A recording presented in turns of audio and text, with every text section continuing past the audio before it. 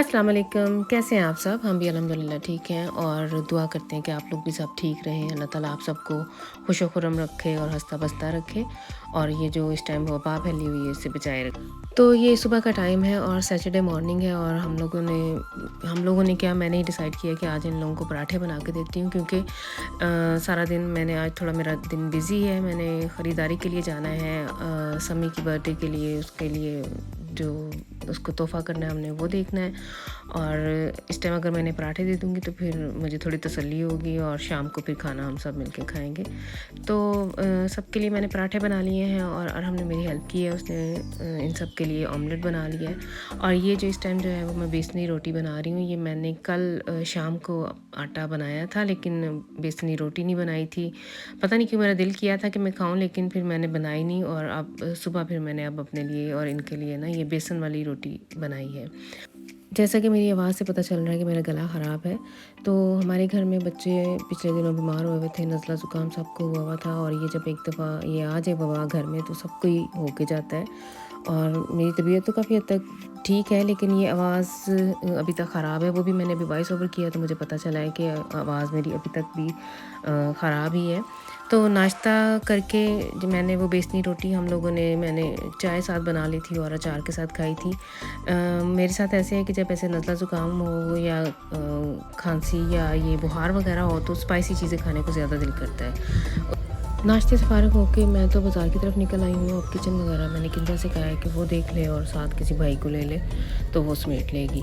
तो अब हम इधर आए हैं, इधर तुर्किश दुकान जो अक्सर मैंने अपनी कई वीडियोस में बताया है कि मैं तुर्की दुकान पे आई हूँ। ये इसका जो ऑनर है उसका नाम थॉमस है, उसकी दुकान पे अब आए हैं और जब से उसने ये दुकान इधर लेके आया है इस एरिया में इतना रश होता है, इतनी पार्किंग ख़ासकर फ्राइडे और सैटरडे को तो इधर पार्किंग मिलना एक तरह से कह लें कि जान जोखों का काम है। बड़ी मुश्किल से ही पार्किंग मिलती है और इसीलिए मैं दिन टाइम निकल आई हूँ। थोड़ा-सा और अंधेरा हो जाए तो फिर मुझे तो नज़र ही कुछ नहीं आता और इसलिए दिन टाइम में मैं आ गई हूँ कि फटाफट पहले ख़रीदारी कर लूँ और खाना फिर मैं बाद में जाके घर बनाऊँगी। ये थॉमस भी वैसे अजीब ही पर्सनैलिटी है। इसके ऊपर भी अगर मैं लिखना चाहूँ तो पूरी एक किताब लिख सकती हूँ।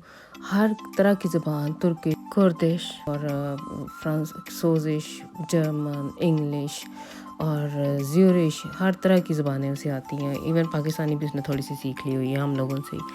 तो वहाँ से अब मैंने ले लिया था जो लेना था और उसके बाद अब मैं बैरकन पे आई हूँ।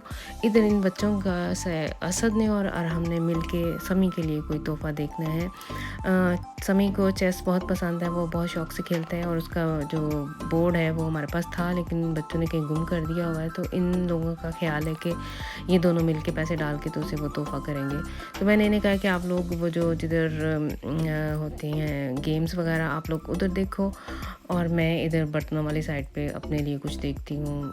जब भी ये रमज़ान शरीफ में मैं ज़रूर बर्तन नए लेती हूँ।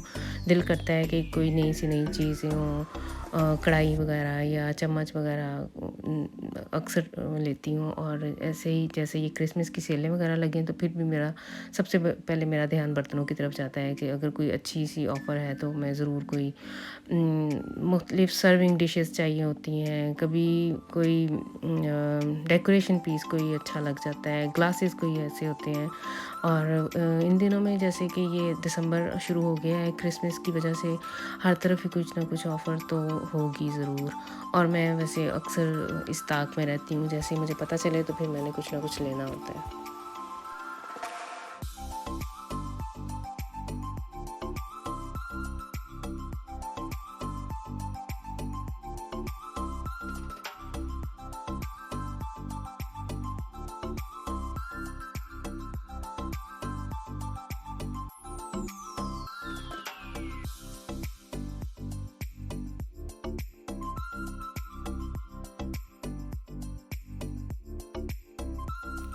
मुझे एक डिनर सेट अच्छा लगा है लेकिन वो अभी मैंने नहीं लिया लेकिन फिर किसी दिन आऊँगी।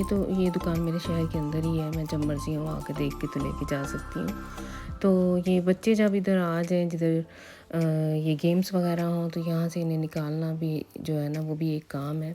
इतने मगन हो गए, हालाँकि इन्हें कुछ भी नहीं चाहिए, सारी गेम्स वगैरह इनके पास घर में मौजूद है लेकिन इन्होंने ये 50% जो ऑफ़र लगाई हुई है इस पे ये बच्चे ज़्यादा अट्रैक्ट हो रहे हैं। और ये देखें एक बेयर हमें इधर नज़र आया और उसके सेम वही स्पेलिंग है नाम के जो नाम भी उसका समी है और अरहम का ख़्याल था कि हम ये ले लेते हैं उसके लिए, लेकिन ये समी तो माशाल्लाह अब 16 साल का है। ये तो छोटे बच्चों के लिए, ये जो बेयर था, ये जो अभी मैंने दिखाया है, ये बच्चों को जो नाइट स्टोरीज़ हैं वो पढ़ के सुनाता है। लाजमी नहीं है नाइट स्टोरीज़ ही हो, कोई कुछ भी इसके आगे कर दें तो वो आपको उसका प्रोग्रामिंग ऐसी है कि वो पढ़ के सुनाता है, और रीडिंग बेयर कह लें इसे, ये वो था।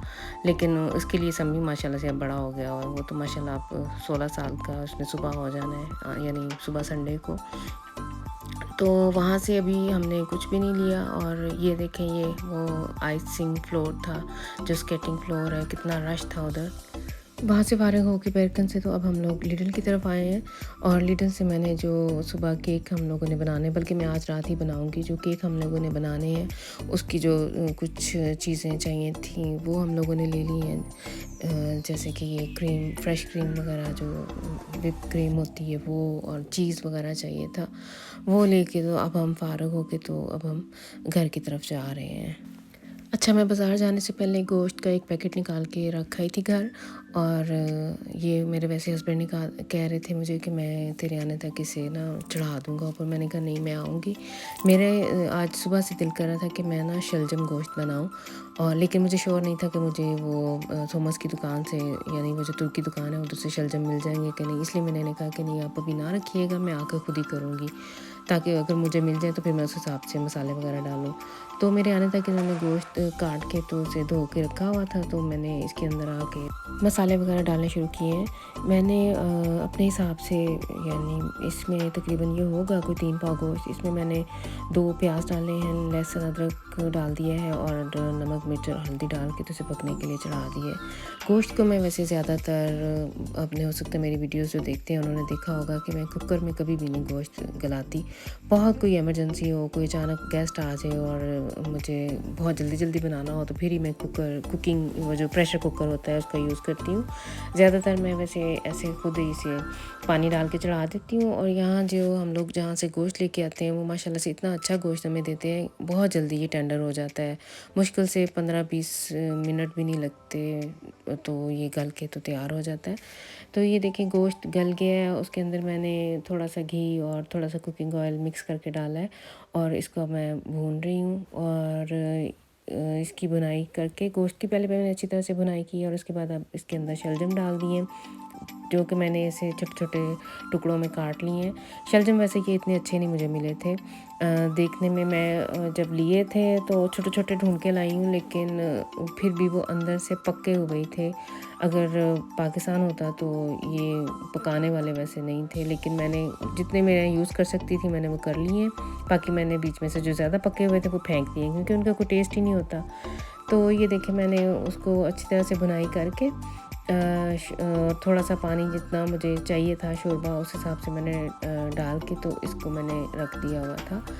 इस स्टेज पे आके ये देखें पानी भी इसका कम हो गया है, और ये शलजम भी काफ़ी हद तक गल गए हैं। मैंने कोशिश की है वो डोई की मदद से कि जो थोड़े थोड़े बड़ी बड़ी डलियाँ थी उनको मैं थोड़ा और पीस लूँ, और थोड़े रस्मी से ऐसा हो जाएगी, जैसे हम पाकिस्तान में कहते हैं रस्मी सा शोरबा हो, तो उस तरह के शलजम अच्छे लगते हैं। तो ये देखिए बाद में मैंने 2 हरी मिर्चें इसमें डाल दी थी, और धनिया डाल दिया था, और कटी हुई अदरक। तो ये थी आज की वीडियो। आई होप कि आप लोगों को अच्छी लगेगी, इसे एंड तक ज़रूर देखिएगा, और नेक्स्ट टाइम तक के लिए दें इजाज़त। अल्लाह हाफिज़।